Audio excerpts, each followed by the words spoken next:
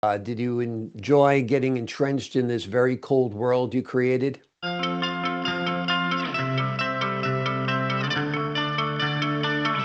Logan Crawford, and right now on the Spotlight Network, we're taking you deep behind enemy lines with an amazing book, a powerful book. It is called Red Ice, a Cold War thriller, and it's written by one of my favorite authors, one of my favorite guests. His name is Roger Crossland. The book is based on chilling realism and firsthand experience. This gripping novel follows a former Navy SEAL who assembles a daring rescue mission into the frozen heart of Siberia. With high stakes action aboard submarines, through snow caves, and across icy waters, Red Ice is a pulse pounding tale of loyalty, strategy, and survival. We're delighted to have this very talented author join us once again here today on Spotlight. We thank the team at Bookside Press for helping us put him in the spotlight today. And we ask viewers like you to support authors like him by subscribing to our channel and by purchasing his amazing book. The links are below the interview. Roger, thank you so much for joining us once again here today on Spotlight. Oh, I'm very glad to be here. This is a powerful book, very, very real. Tell us a little bit about Red Ice. Give us a brief overview Uh, for the folks who haven't read it. Well, Red Ice is a tale of hopeless imprisonment uh, in the Soviet Siberian Gulag archipelago. In its unforgiving sub-zero temperatures, in its frigid water and dry snow, it's in the Cold War, and it's against cold odds that this undertaking, known as Red Ice, uh, is addressed. Uh, Now, I talk about allusions to cold. Thankfully, Guy Durham, author of Stealth, uh, uh, described the book as Red Ice is Red Hot, and I'm proud for an endorsement like that. Uh, uh, Robin Moore said also that it was a first-class war novel, exciting, terse, and a page turner for sure.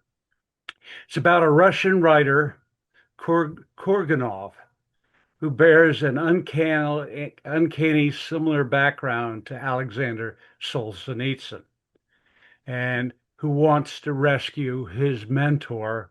Kurganov is in the States, and Vyshinsky is in a gulag labor camp. And he wants to bring this captivity to a halt before Kurganov, before excuse me, uh, Wyszynski, uh, his end comes prematurely.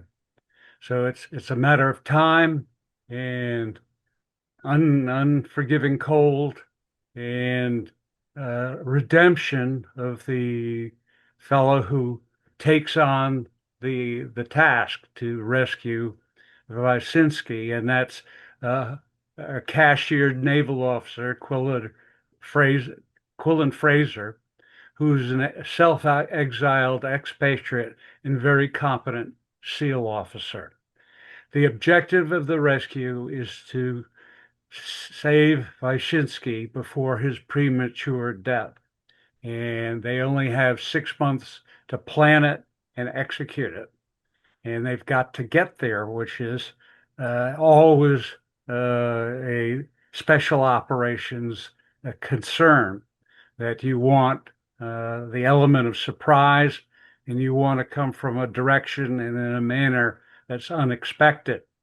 And as you read through the book, you get a sense of what it's like to plan a special operations mission, and how very often there's a lot of negotiating, a lot of research. It's not you just get a phone call and grab your gear and you're off. Uh, Not really, not in the real world. If it's worth doing, it takes a good deal of time doing it. A lot of planning that goes involved as well. And in the real world, that's an important phrase because your stories are born out of the real world. you're a real life Navy SEAL, or at least you were, and an attorney. Like to say you're a Renaissance man. You've done it all. And it really informs your work. I mean, this is real life stuff that we're reading about, fictionalized, of course, but everything that you write about in your book could happen and would be the way it'd be carried out, right? Yes, yes. I'm grateful for a lot of readers uh, uh, noticing that there's an air of authenticity and a feeling for little bits of information that could only come from someone who's done operations like this and has been trained for operations like this. Have you pictured Red Ice as a film? Eh, Oh yes, oh yes. Uh, It, it, if you can get some those Hollywood people out where it's cold, but I would think it'd make a great movie. And I always thought of it in the back of my head. Uh, and uh, I'm volunteering to be a second, or uh, if they need bodies to put out there in the snow. But of course, there are not many people out there, so you don't Yeah. need too many extras. I use second. Extras was the word I Right, right. really Well, needed. you know what? You know what they need on the set, and usually the most important person on the set is the writer. You know, we always think of the director as the most important person. It really is the writer. So you've done the hard part, you've written the story, you would be there making sure that they helped follow through on your vision. So I think that would be your role, and that would be a great one. We need to find a young Sean Connery to play one of the parts in the movie, no doubt. You mean a real hero, you know what I mean? Yeah, at best, I could only play an old Sean Connery. That's funny. That's funny. So, what was it like writing this book? Did you enjoy getting entrenched in this very cold world you created? Well, I live what I write. I got maps in a little shop in New York City that can give you maps all over the world. And during this period, I was getting a lot of winter warfare training Mm. uh, with the Green Berets, and I picked up a few points there. I mean, SEALs don't have a monopoly on all special operations, um, and uh, one of my instructors was from Lithuania. So I could pick up a few other points from him, but it as I could just see it was all Vietnam veterans in this period I wrote this. Were mostly Vietnam veterans. And here I found, I said, nobody's written anything like this. Other than Ice Station Zebra, there weren't many cold weather military stories, and there still aren't.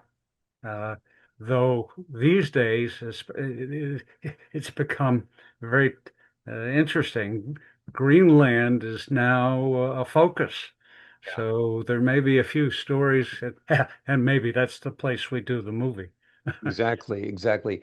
It would be it's a great setting for a film actually because, you know, it's always man versus man, man versus nature, man versus himself.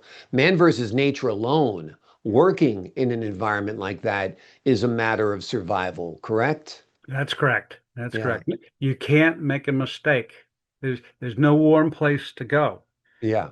You've got to plan out every hour of what you're about to do and figure out where your equipment's going to be and what can be happening to it. Things like radios, the batteries go. Uh, and if you get a little sweaty, that sweat freezes.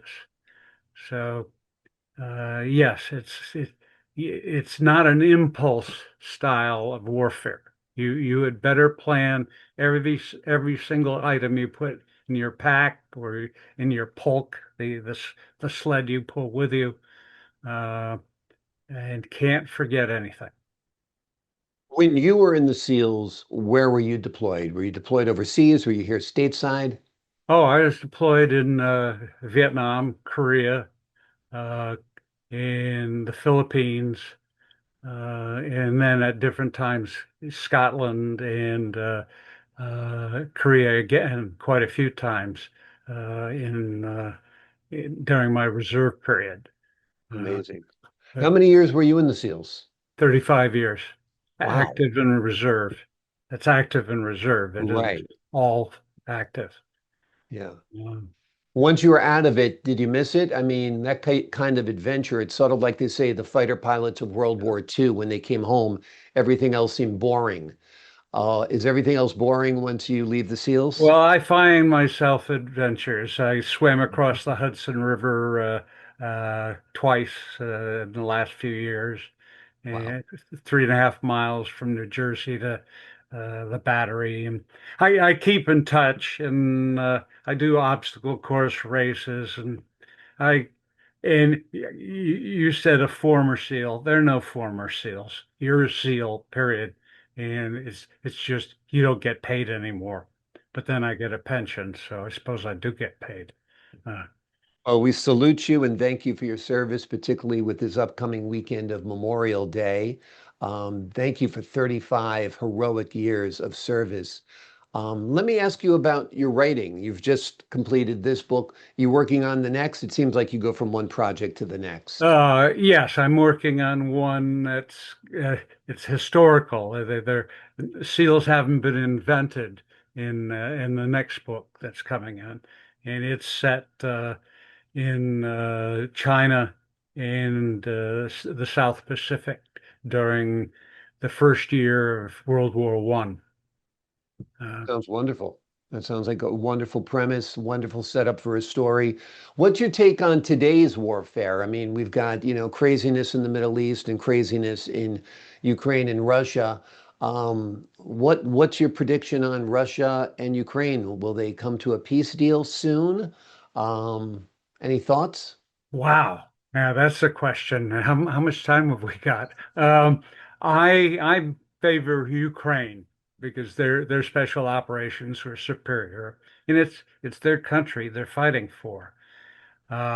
It's not going to be easy, and they've lost. They don't have the numbers the Russians do.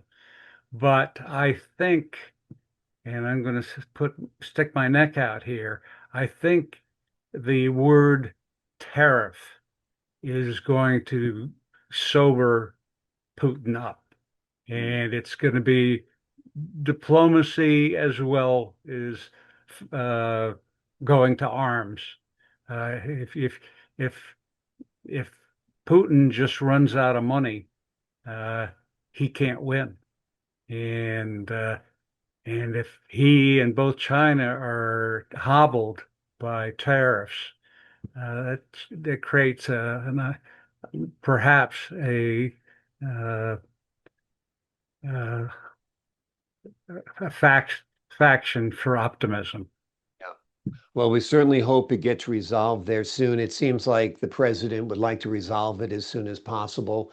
I think most people in the world would like to see it resolved as soon as possible and wish it had never erupted in the first place. I This agree. book, yeah, the book we've been talking about today, folks, is wonderful. It is realistic, it is thrilling, and it is the writing of a true Navy SEAL. The name of the book is Red Ice. It's a Cold War thriller written by Roger Crossland under the pen name R.L. Crossland. So look for that when you're looking for the book. The links are also below this interview. It is an explosive, high stakes rescue mission that takes readers to the edge of survival and back. Roger, thank you so much for joining me once again here today on Spotlight. Thank you for having me. I appreciate your time, sir, your wisdom, and your insight. To the folks at home, I'm Logan Crawford, thanking you for your time, this time until next time on Spotlight.